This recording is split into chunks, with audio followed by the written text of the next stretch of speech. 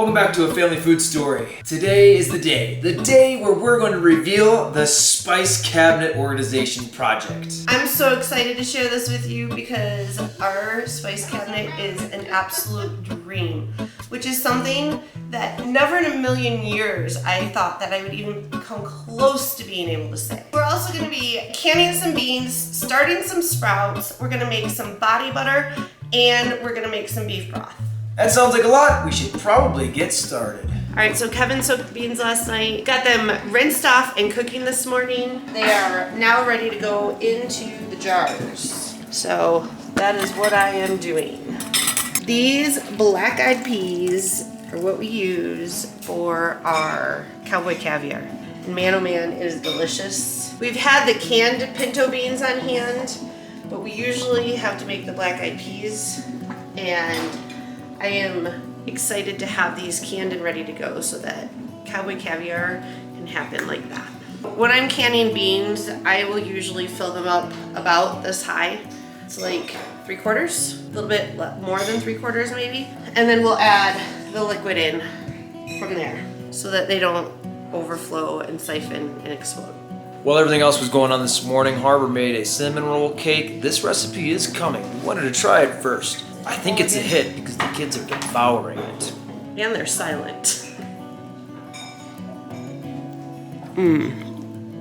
During the winter, try and fit in some of these projects of preserving like beans and meats and stuff like that. One of the things that I love about it is that I can do it on my schedule, on my time. When you're preserving in the summer and in the fall, it's like you've got produce that's coming at you out of the garden, it's coming at you when it's in season, and you kind of got to do it when it's available, and you got to just fit it in. Whereas with winter canning and preserving, you can do that one whenever you want. So we did 5 pounds of black-eyed peas, and it ended up giving us just under 7 quarts of beans. It makes me think there's such a difference in if we do 5 pounds of this and 5 pounds of that, how many actual quarts we get based on what type of bean that it is. So I'm thinking I need to put together a little quick sheet that tells me 5 pounds of this bean is going to give me this many quarts. That'll be helpful.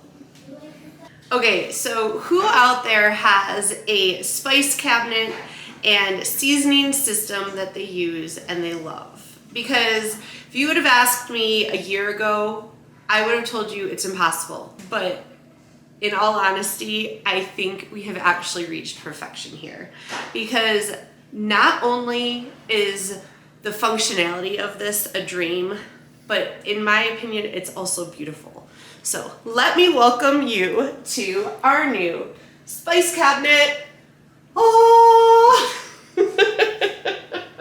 Okay, so on our top shelf here, this is pretty much not spices or seasonings. We have some baking supplies, some other supplies, things like honey, molasses, nutritional yeast, stevia powder. We have chicken and beef broth powder. We've got buttermilk and milk powder, tapioca and arrowroot powder. We have cocoa powder and cocoa nibs. And then we have our baking soda, baking powder, vanilla powder, as well as behind there we have additional baking supplies. Okay, so you might wonder how I just rattled that all off when a lot of the jars are behind other jars. Well, we were very strategic to make sure that if I put something behind a jar, to make sure that it was very much related to the jar it was in front of. And if someone else that does not know the seasoning cabinet as well as I do comes in, we have this map over here that says where everything is. Okay, so on this second shelf, we have all of the pint-sized jars. They're all the smooth-sided jars so that we were able to put vinyl on them very easily. Actually, I think all of the jars in this cabinet are smooth-sided. So the vinyl looks really great on them. If you haven't seen the video that we did a little while back, I'll post it in the description, where we talk about how we do this vinyl lettering. So right here from allspice to the tarragon is all of our individual seasonings, herbs, spices, and whatnot that we use sometimes alone and sometimes to make spice mixes. So they're all in alphabetical order. And for some of them, we do have both whole and ground. A lot of them, we just have the whole and we grind them ourselves. My goal is to get to the point where everything is whole and we're just grinding so we don't have the extra space for the separate. Actually, I have a really cool idea for how I want to store the ground stuff, but that's another conversation. Anyway, easy to grab in alphabetical order, or if you want to just know quick access, again, you can come up here and reference the map.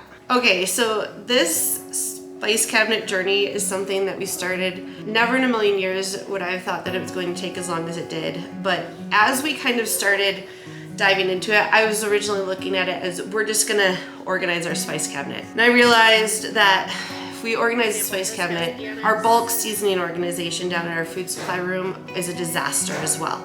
It kind of takes away, like if we were to just have done this and not taking care of that down there, it would have been like half done and it would not have felt as great.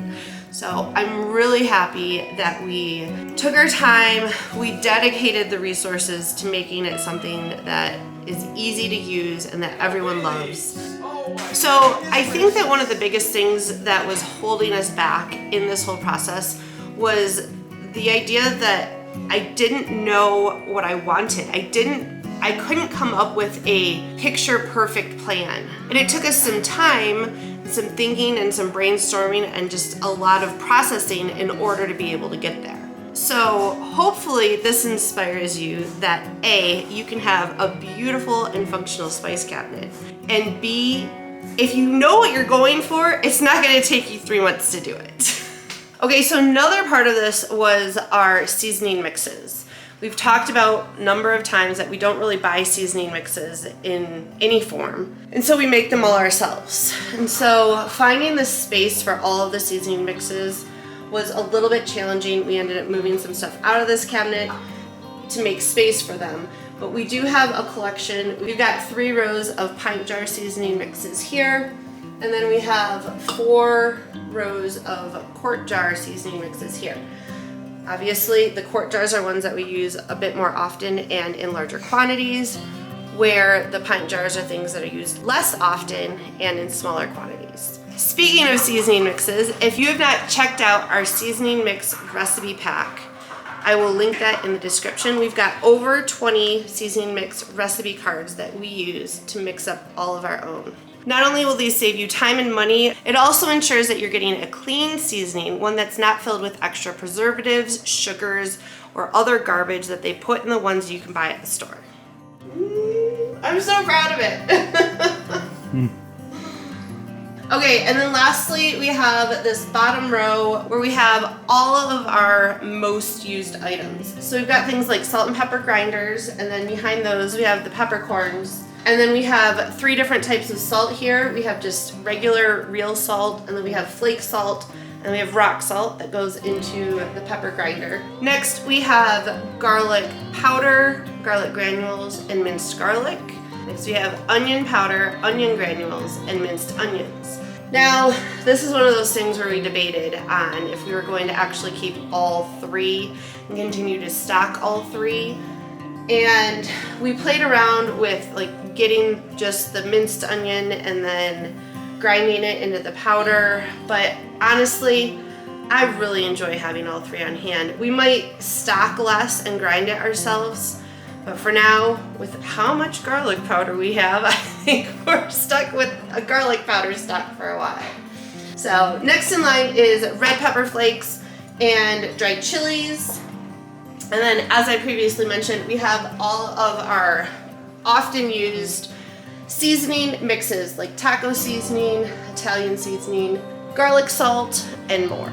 So then, last but not least, these are some baking ingredients. We have our cinnamon powder, we have our cinnamon sugar, and we have whole cinnamon sticks here in the back.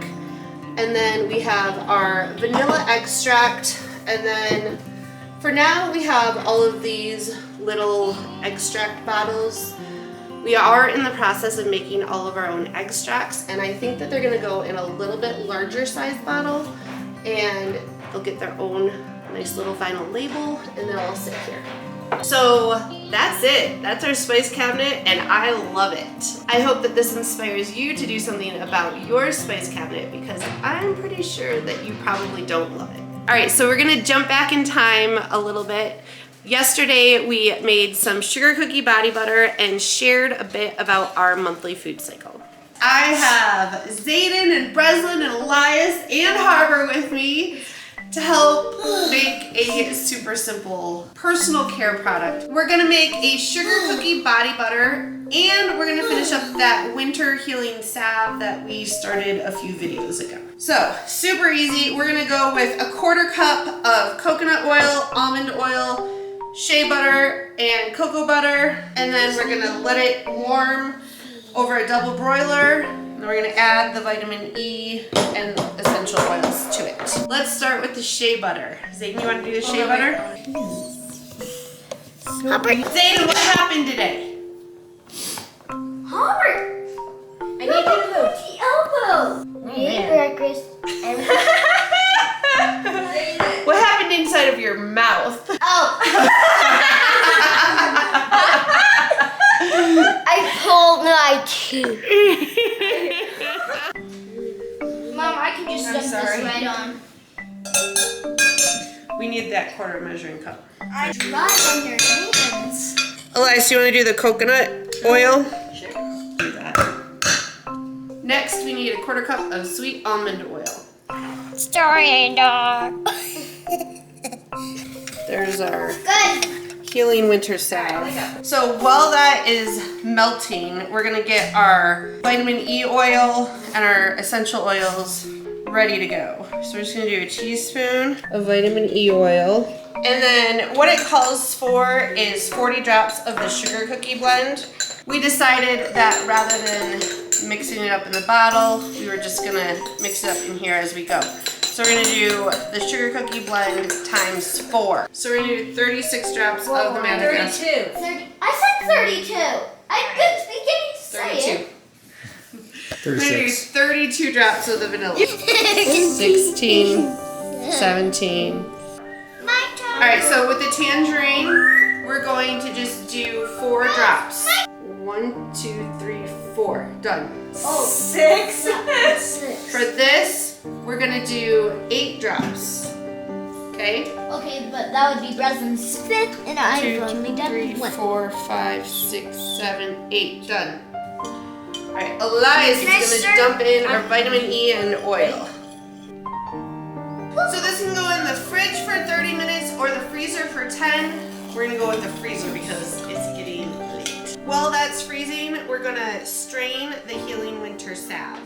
We've got 4 layers of cheesecloth here. Okay, so technically we're supposed to warm up the beeswax and then add it, but we're just gonna add the beeswax to this because we had to heat it up to unsolidify it. So we're gonna do a 1/4 cup of beeswax. We're 10 minutes in and it's not quite to the consistency we want yet, so we're gonna let it sit for another 5 minutes to start. All right, so we ended up with about 30 minutes in the freezer, and apparently this is like the most interesting thing going on in our house right now. We're going to whip this for about 5 to 10 minutes so we can all take turns. Yay! Really? Breslin, you unplugged it. Added water to the double boiler and turned up the heat and finally got it to melt. You're as gross as I want. Fuck.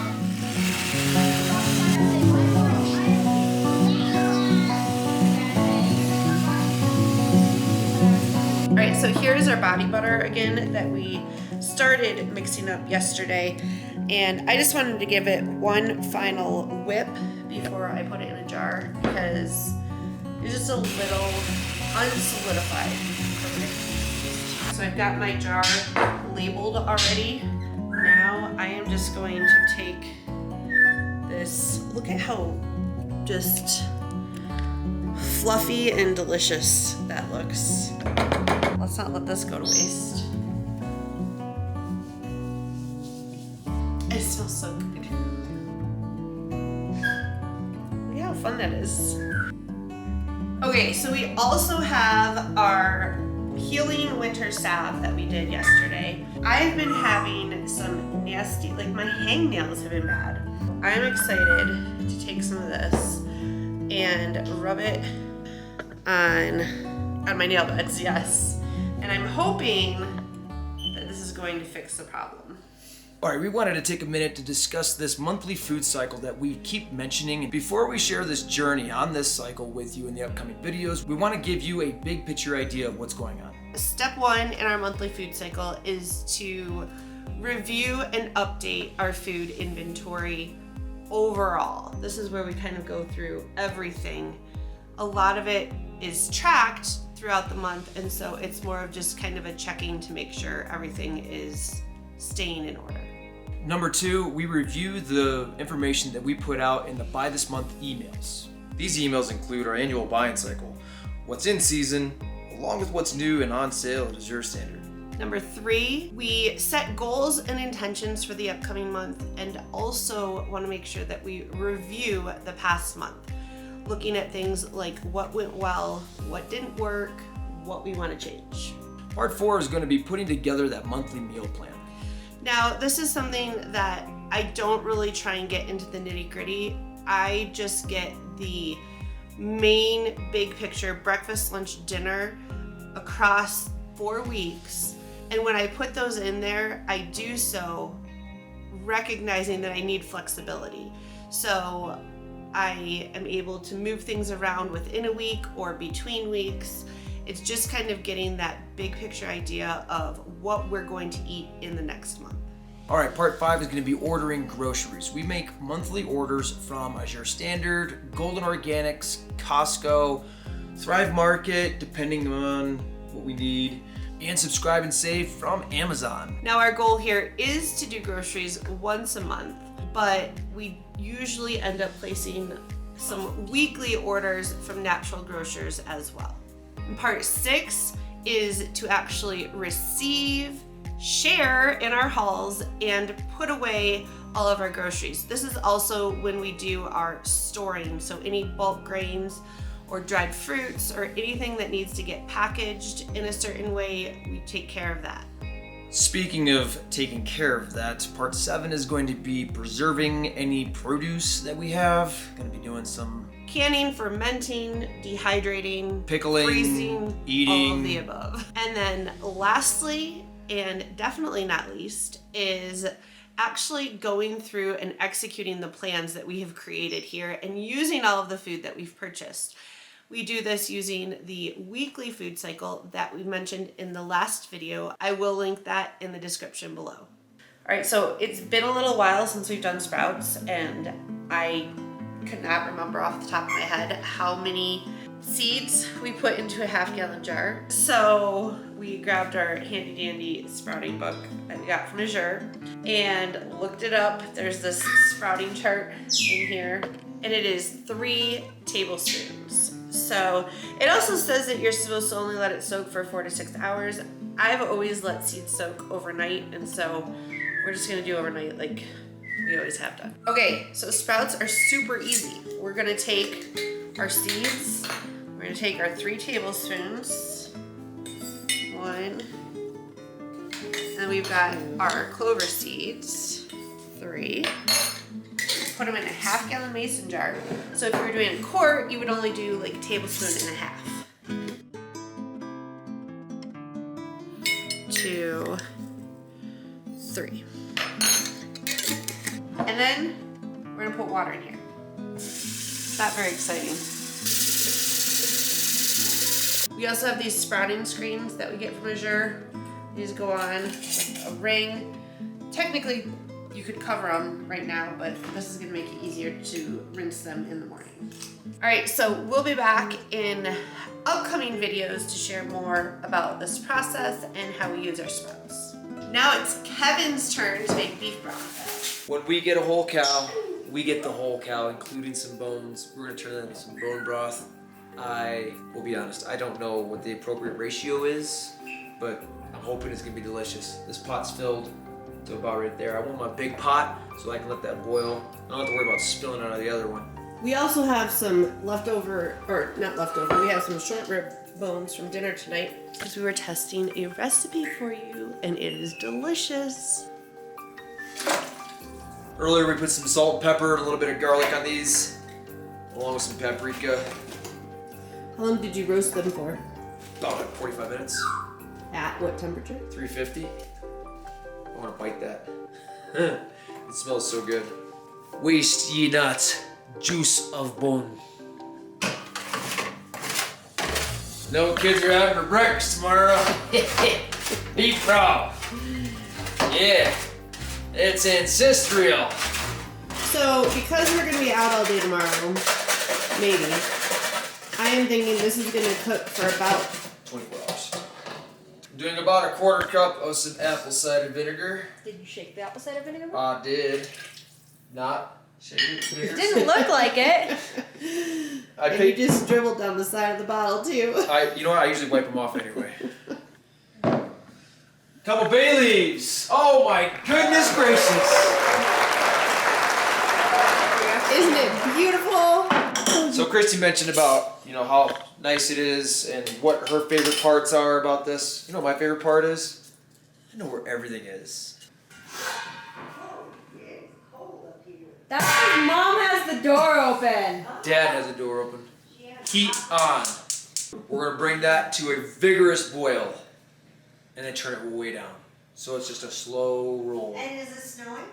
Oh, yes. And we're going to make sure to turn it way down before we go to sleep. I told the horror story. We don't need to tell it again. Oh, I'd like to present to you the end of the video. Thanks so much for joining us on the Spice Cabinet Organization journey. We'll be back next week with some more information on meal planning. Until then, go check out the Spice Cabinet playlist. Yes. Linden to help me. So I feel like this pushes me over the edge to the point where I feel like I am tied to the meal plan because of the amount of work that I put into it. My goal here is to keep things easy and simple with each step of the way